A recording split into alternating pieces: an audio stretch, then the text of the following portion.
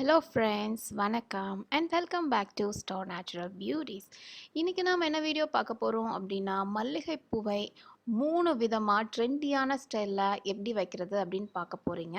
So இதை வந்து saree கட்டும்போதோ half saree கட்டும்போதோ lehenga வேர் பண்ணும்போதோ நீங்கள் டெஃபினட்டாக ட்ரை பண்ணலாம். ஸோ ஃபஸ்ட்டு ஹேர் ஸ்டைலுக்கு வந்து லைக் ரெண்டு பக்கமே வந்து முடியை ட்விஸ்ட் பண்ணி பின் பண்ணிக்கோங்க. அதுக்கு மேலே நான் பூ வைக்கிறேன். ஸோ ஃபஸ்ட்டு வந்து ஸ்ட்ரைட் ஸ்டைல். இதுக்கு வந்து left side and right side வந்து பின் பண்ணி இந்த மாதிரி ஸ்ட்ரெயிட்டாக இருக்கிற மாதிரி பூ குத்திக்கோங்க. அது வந்து ரொம்ப அழகாக இருக்கும். ஸ்டைல் நம்பர் 2 என்ன அப்படின்னா டபுள் லேயர் ஸ்டைல். ஸோ இதுக்கு வந்து நான் வெடிச்ச பூ யூஸ் பண்ணுறேன். எனக்கு வந்து மொக்கா இருக்கிற பூ கிடைக்கல.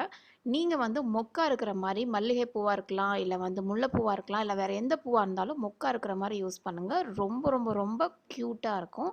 ஸோ இதை வந்து என்ன பண்ணுறீங்கன்னா ஃபஸ்ட்டு ஒரு லேயரை வந்து லைட்டாக கீழே பார்த்தீங்கன்னா கர்வ் இருக்குது. ஸோ இந்த மாதிரி கர்வியாக குத்திக்கோங்க. ஓகேயா? ஸோ 2 லேயர் இந்த மாதிரி குத்துனீங்கன்னா இது ஒரு மாதிரி ஸ்டைலாக கொஞ்சம் டிஃப்ரெண்ட்டாக இருக்கும். ஓகே. நான் வந்து பார்த்திங்கன்னா மல்லிகைப்பூ மட்டும் யூஸ் பண்ணியிருக்கேன். நீங்கள் வந்து வேறு என்ன ரோஸாக இருக்கலாம், இல்லை குட்டி குட்டி பூ வேறு என்ன பூ வெரைட்டியாக இருந்தாலும் பரவாயில்ல, அதை வந்து நீங்கள் கோர்த்து இந்த மாதிரி ஸ்டைல்ஸ் டிஃப்ரெண்ட்டாக நீங்கள் ட்ரை பண்ணலாம். நான் ஜஸ்ட் ஒரு பேசிக் ஐடியா மட்டும் உங்களுக்கு கொடுக்குறேன்.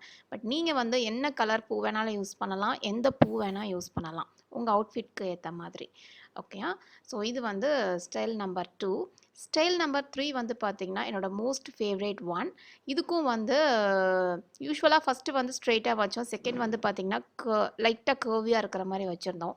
தேர்ட் ஸ்டைல் வந்து நீங்கள் என்ன பண்ணணும்னா க்ராஸாக இருக்கிற மாதிரி வைக்கணும். ஸோ இதுக்கு பேர் வந்து க்ராஸ் ப்ளஸ் ஸ்டெப் ஸ்டைல் அப்படின்னு வச்சுருக்கேன். ஏன்னா ஃபஸ்ட்டு வந்து ரைட் சைடில் பின் பண்ணிக்கோங்க. லெஃப்ட் சைடில் பின் பண்ணும்போது லைட்டாக க்ராஸாக வச்சு பின் பண்ணிக்கோங்க. ஓகே. ஸோ நெக்ஸ்ட்டு நீங்கள் அனதர் செட் ஆஃப் ஃப்ளவர்ஸ் எடுக்கும்போது, அடுத்த பூ எடுக்கும்போது ஃபஸ்ட்டு வச்சதை விட கொஞ்சம் ஒரு 2-3 இன்ச் கட் பண்ணிவிட்டு மீதியை வந்து சென்டரில் வந்து நீங்கள் வைக்கணும். ஸோ ஸ்டெப் பை ஸ்டெப் இருக்கணும். ஓகேயா? ஸோ சென்டரில் பின் பண்ணிவிட்டு இன்னொரு எண்டை வந்து நீங்கள் லெஃப்ட் சைட் பின் பண்ணிக்கோங்க. அதுக்கும் அடுத்த பூவை எடுத்துகிட்டு அதை விட இன்னும் ஒரு 2-3 இன்ச் கம்மியாக கட் பண்ணிக்கோங்க. ஓகே. அதை விட கொஞ்சம் சின்னதாக இருக்கணும், அவ்வளோதான். ஸோ இதை வந்து அதுக்கும் கொஞ்சம் தள்ளி இதே மாதிரி பின் பண்ணிக்கோங்க. ஸோ உங்களுக்கு பார்க்குறதுக்கு ஒரு மாதிரி க்ராஸாக ஸ்லாண்டிங்காக வரணும். ஸ்டெப் பை ஸ்டெப் இருக்கும், பார்த்தீங்கன்னா தெரியும். ஸோ இந்த 3 ஸ்டைல்லையுமே என்னோடய மோஸ்ட் ஃபேவரேட் ஸ்டைல் வந்து இது தான். உங்களுக்கு எது அப்படின்றத மறக்காமல் கீழே கமெண்ட் பண்ணுங்கள்.